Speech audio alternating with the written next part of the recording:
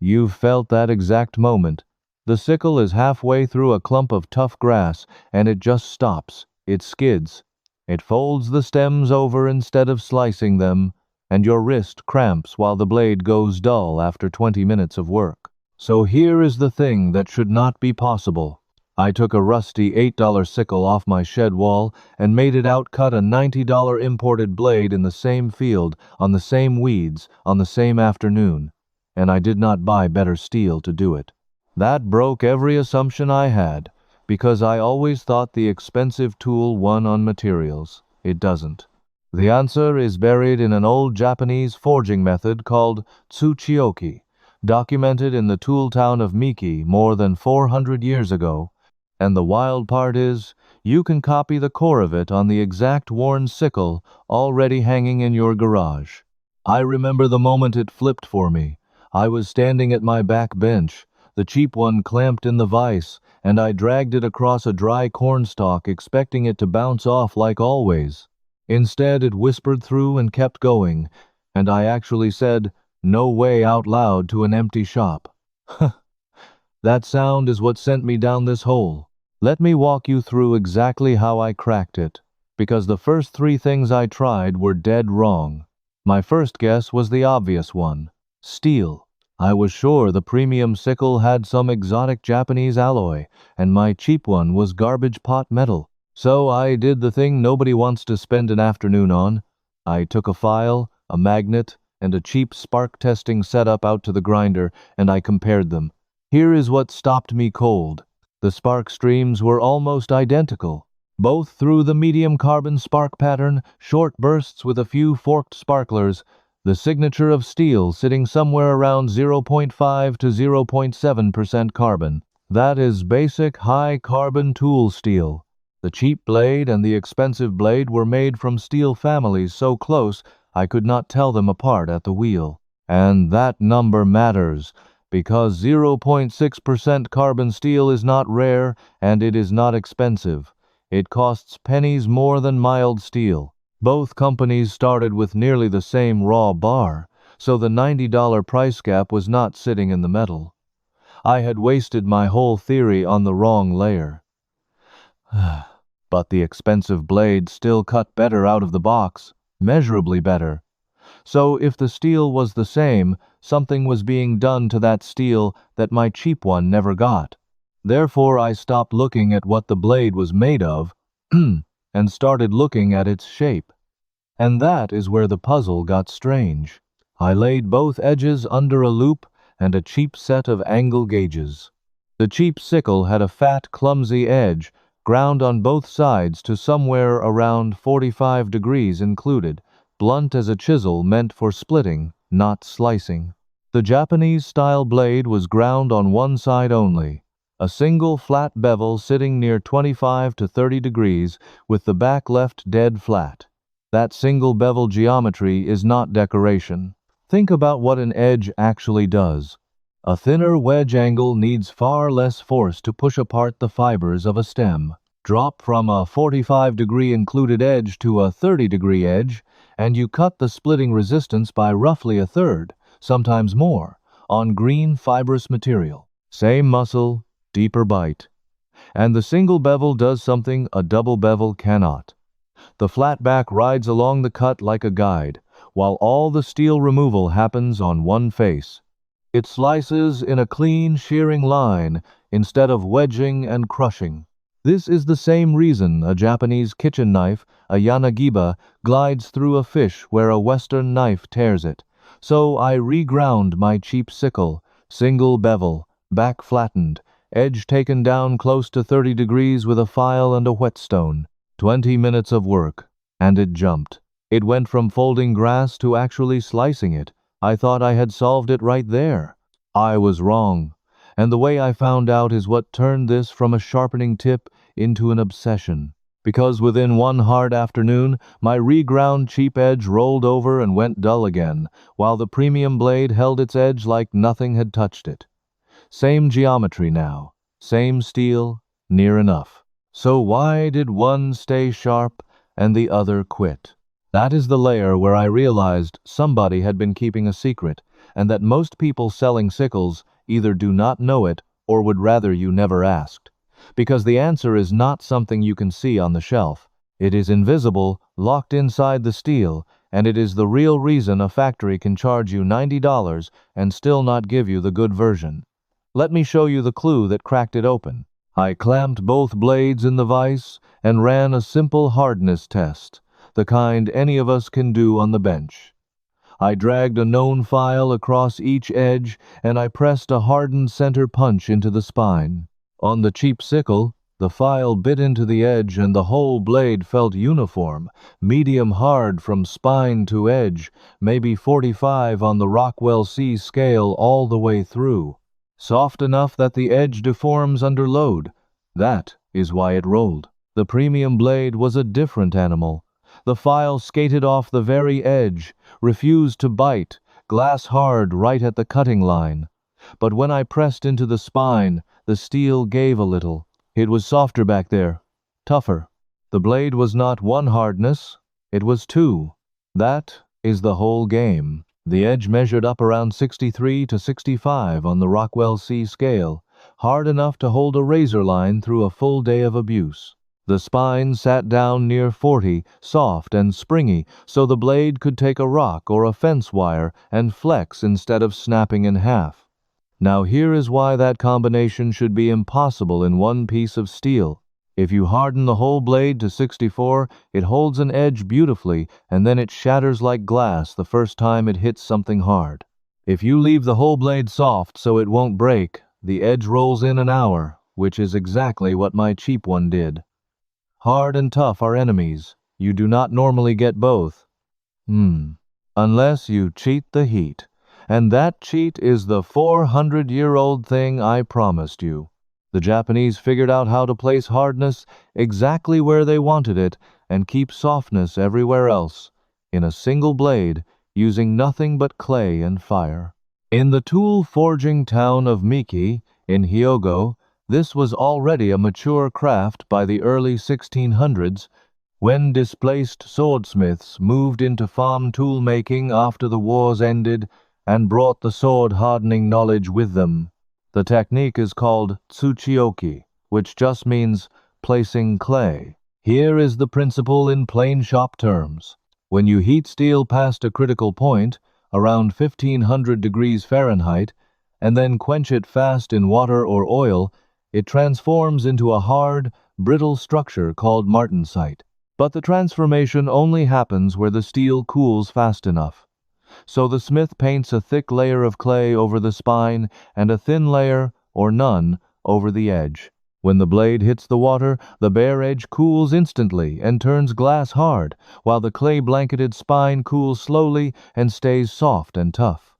One quench, two hardnesses. That is the invisible thing the $90 blade had and my cheap one never got. Not better steel, placed heat, and the moment I understood that, I got angry, because this is the part they let you pay for without ever explaining. The factory that stamps out cheap sickles skips the selective hardening to save seconds on the line, then sells you a soft blade that will disappoint you into buying another one. The premium maker does the clay step and charges you $80 for the privilege. Nobody tells the farmer that the difference between the two is a smear of mud and 40 seconds of heat. But knowing the principle and doing it in your own garage are two different things. And this is where I hit the wall that stops most people. Because the next question is the hard one. How do you place that hardness at home, with no forge, no clay recipe, and a blade that is already made? That is where the trail led somewhere I did not expect. I want to talk straight to you right now, because I know what you are thinking. You are looking at the tired, pitted sickle on your bench, the one with the loose handle and the surface rust, and you are telling yourself this fancy clay hardening thing only works if you are a blacksmith starting from a glowing bar. That every technique like this needs a forge you do not own and a skill you do not have. This next part is for you specifically, because you do not need a forge and you do not need to start over. You are going to do the selective hardening on the exact blade you already own, cold start, with stuff from the hardware aisle and a propane torch. Here is the method I worked out after a few failures, and I will give you the failures too, so you do not repeat them. First, you strip the blade back to bare steel with sandpaper, and you get a small tub of furnace cement or plain refractory clay, the kind sold for wood stoves for about $8. That is your tsuchioki clay. You mix it a little thin, like pancake batter. That is the first time I felt like I was chasing a real secret instead of a marketing sticker. If this kind of deep dive into tool knowledge is exactly your thing, I put everything I have found, the geometry secrets, the heat methods, the forgotten finishing moves, into a book called Tool Mind, and there is a companion volume called Steel Instinct that goes even further into the blade sciences most people never get taught. A third volume, Toolmaster, covers the full system for taking any cheap tool and rebuilding it into something that outperforms what the factory ships. All of it is in the description below, and it goes a lot deeper than any single video can. If you want the whole map, not just one trail, that is where it lives. Now let me show you the clue that cracked it open. You paint a thick coat of that clay over the spine and the back 2/3 of the blade, and you leave the last 1/4 inch of the cutting edge bare, a clean naked stripe of steel right along the edge. Let it dry fully. An hour in the sun or gentle heat, tubist will pop off and ruin the run. Now the heat. A single propane torch will do a sickle because the blade is thin. You run the flame along the bare edge, watching the color, and you bring just that edge up to a bright cherry red, around 1450 to 1500 degrees Fahrenheit. Here is the trick most people miss. You watch for the steel to stop sticking to a magnet. The instant a magnet no longer grabs the hot edge, you have hit the transformation point. That is your signal, no guessing. The moment it is non-magnetic and evenly glowing, you quench. For most of these medium carbon farm steels, you want to quench in warm oil. Cheap vegetable oil is fine, not water, because water is so violent it can crack a thin blade even with the clay on. Plunge the edge in first, straight down, and swish it. The bare edge freezes into hard martensite. The clay-covered spine cools slow and stays tough. You just did a differential hardening on a blade that was already finished. Then, and do not skip this, you temper it, wipe it clean, and put the whole blade in your kitchen oven at 400 degrees Fahrenheit for 1 hour. This pulls the edge back from brittle glass to a springy 60-something hardness that holds without chipping. Skip the temper, and your beautiful hard edge will chip out on the first thistle. The first time I did this, I rushed the clay, and it was still damp, and it blew right off in the flame. And I got a uniform blade with no soft spine. The second time I overheated the whole thing and lost the effect. The third time I nailed it, and that $8 blade came out with a hard edge and a soft back, the same hardness trick as the $90 import for the price of a tub of stove cement. But even after I got the differential hardening working, there was still a gap between my blade and the very best Japanese ones. A small gap, but it was there. My edge was hard, their edge was hard, and did something mine did not. It seemed to almost sharpen itself as it wore. And that final layer is the real secret, the one that ties this whole thing together. I found it in the way old blades wear, and it made me rethink everything. I noticed that the finest traditional Japanese sickles and the old European hay scythes shared one feature that no factory blade has. The very edge was not just ground thin, it was hammered thin. Worked cold, tapped out with a hammer against a small anvil, stretching the last sliver of steel into a fine ribbon before it was ever sharpened. This is a documented, named practice. On the European side it is called peening the scythe, and hay mowers did it every few hours in the field, with a special peening anvil and a light hammer. On the Japanese side, the cold working and finishing of the edge served the same end, and there is hard physics under it that explains the last of the mystery. When you cold hammer steel, you do not just make it thinner, you work harden it. The hammering deforms the grain structure and drives up the surface hardness of that worked zone, often by several points on the Rockwell scale, without any heat at all. So the peened edge is harder than the body, even beyond what the quench gave it. You are stacking a second hardening method on top of the first, and a peened edge is thin in a way grinding cannot safely reach.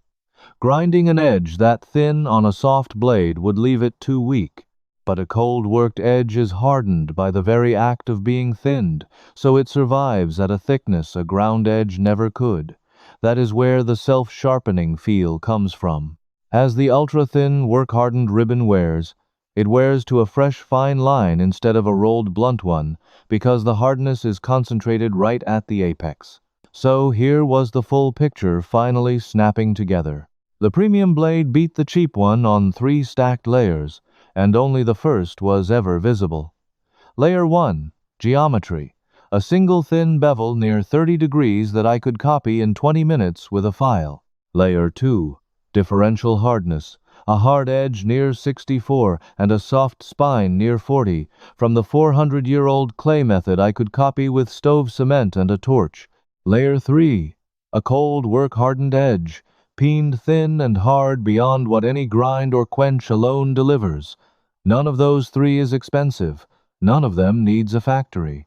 All 3 together are the entire $90 difference.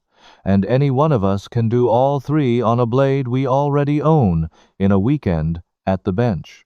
Now, let me hand you the climax, the exact finishing move, because this is the piece almost nobody outside the old tool towns still does, and it is the one that turns a good blade into the one that shocks people. After you have rebeveled and differentially hardened your sickle, you do the peen last, and you do it cold. You need a small hard surface, the back of a vise or a chunk of hardened steel, and a light ball peen hammer, around 8 to 12 ounces, no heavier or you will overshoot. You lay the back of the edge flat on the hard surface, and with light, overlapping taps, you walk the hammer along the last 1 to 2 millimeters of the edge, stretching that steel outward into a fine, thin lip. Light taps, dozens of them. You are not forging, you are coaxing. The metal moves a hair at a time, and hardens as it moves. Work down the whole length. Keep the taps even, and you will see a bright, thin ribbon of fresh steel form right at the edge. Then you hone that ribbon on a whetstone at your 30-degree bevel, and the wire comes off, leaving an edge finer and harder than anything the grinder alone could make. This is the Tsuchiyoki lineage finishing move, the same logic the Miki and Sanjo smiths carried out of the sword trade and into farm tools 4 centuries ago, the same logic the old hay mowers used at dawn before the grass got tough. It survived because the craftsmen who knew it taught it hand to hand, in workshops, never on a package, because a blade that stays sharp for a decade is a blade you only buy once.